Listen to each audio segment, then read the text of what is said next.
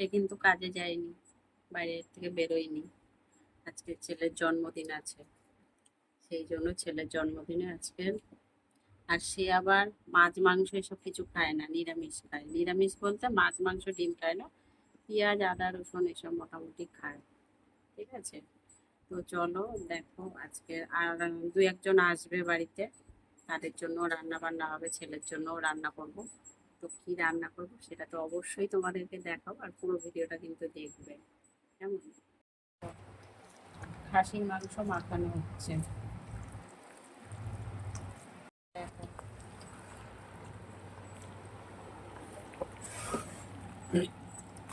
মাংসটাতে এখানে 2 কিলো মাংস আছে, তাই তো?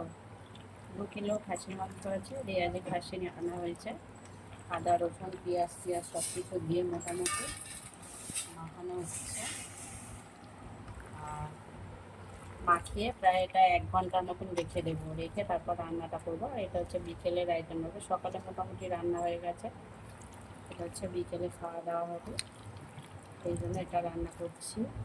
আর এদিকে দেখো বেগুন ভাজা কেটে নিয়েছি, বেগুন ভাজা হবে। আর এখনও রেডি হয়নি, কী হবে সেগুলো রেডি করে তোমাদের দেখাবো। ডালটা রান্না করব, আর নবরত্ন ডাল রান্না করব, তার মধ্যে কাজু কিশমিশ এগুলো তো দিতেই হবে, দারচিনি লবঙ্গ এগুলো ফোড়নে দেবো। আর এখানে দেখো বেগুন কেটে নিয়েছি চাপ চাপ করে, খুব বেশি কিছু রান্না করবো না আজকে। আর এখানে দেখো মুগ ডাল সিদ্ধ বসিয়ে দিয়েছি।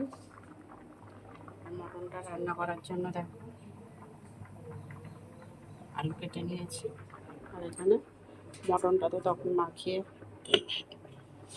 ভালো করে রেখে দেওয়া হয়েছে, প্রায় 2 ঘন্টার বেশি হয়ে গেল, কিন্তু মটনটা মাখিয়ে রেখে দিয়েছি।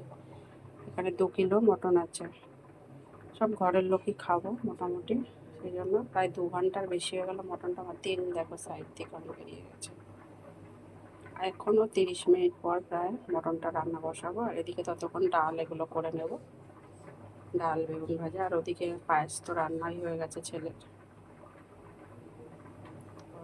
হচ্ছে রান্না, এখানে হচ্ছে তোমার মাছের ডিম নিয়ে এসেছিল, প্রায় 300 গ্রামের মতন মাছের ডিম, 2টো মাঝারি সাইজের পেঁয়াজ, আর ছোট্ট একটা ধনেপাতা বান্ডিল কুচিয়ে দিয়ে দিয়েছি, কাঁচা লঙ্কা, নুন হলুদ, ঠিক আছে, সবটাই ভালো করে চটকিয়ে রেখে দিয়েছি। এবারে যখন ভাজবো এটাতে একটু বেসন দিয়ে ভালো করে ফাটিয়ে নিয়ে চটকিয়ে তারপর তেলে দিয়ে ছোট ছোট করে ভাজবো। আর এই ভাজাটা দারুণ টেস্ট লাগে কিন্তু,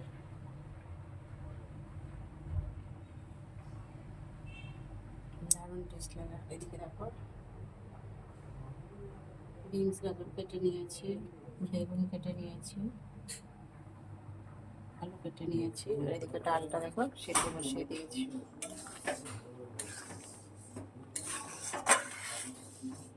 ডালটা আরও একটু হবে,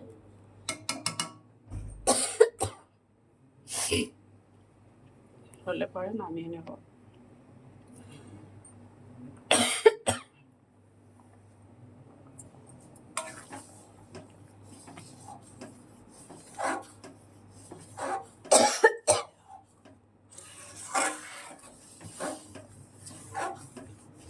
এখনো হবে,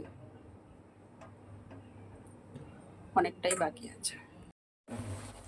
দেখো প্রায় 4 ঘন্টা মাখিয়ে রেখেছিলাম মটনটা, 4 ঘন্টা মটনটা মাখিয়ে রেখেছিলাম। মাখিয়ে রাখার পর দেখো রান্নাটা এবার বসিয়েছি। আর ফোড়নে বেশি কিছু দিইনি, লবঙ্গ আর দারচিনি আর কয়েকটা এলাচ কাটিয়ে দিয়ে দিয়েছি। মাংসটা এবার কষাবো। আর এদিকে আরেকটা কড়াইতে দেখো আলুগুলো ভাজবো, মাংসতে যে আলুগুলো দেবো। আমার বাড়িতে কড়া অত বড় নেই, সেই জন্য কড়া ছোট, ভাগে ভাগে রান্না করছি। আলুটা খুব ভালো করে ভেজে নেব।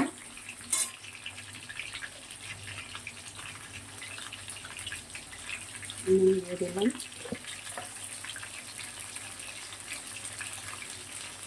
হলুদ দিয়ে দিলাম,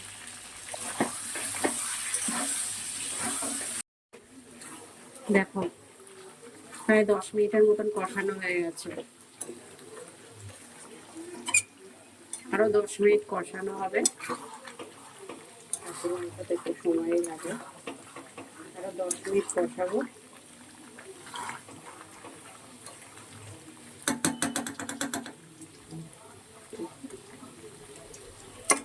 এদিকে আলুটা ভাজা হয়ে গেছে, এবার তুলে নেবো।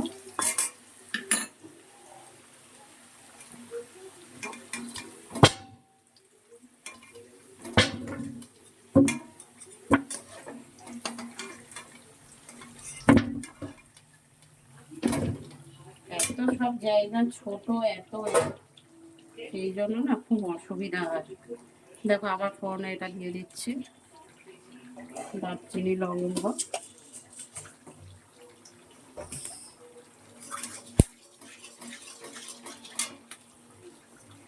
মাংসটা দিয়ে দিচ্ছি।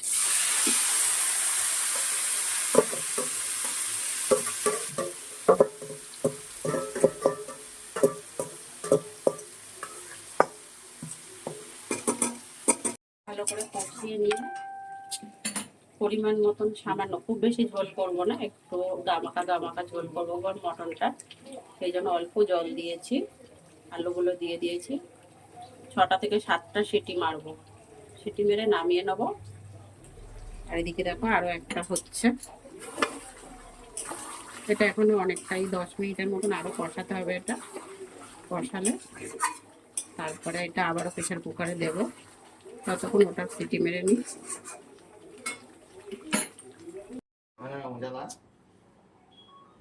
ওই পাখাটা বন্ধ করো তো, হাওয়াটা আসছে ওখানে দিয়ে। কালো সুইচটা হয়েছে, তুইও তো পারলি না। দেশলাই কাঠি আছে তো, উল্টো না এটা। আরে দেশলাই দাও, এই দেশলাই দাও, পেপারটা তো পড়তে দে। Birthday to you. Happy birthday to you. Happy birthday, dear bhai. Happy birthday to you. ওর ভাইকে আদর করে ডাকছে।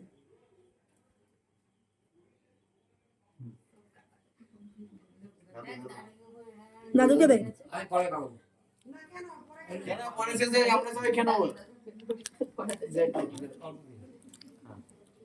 সবাইকে দাও, এই দেখো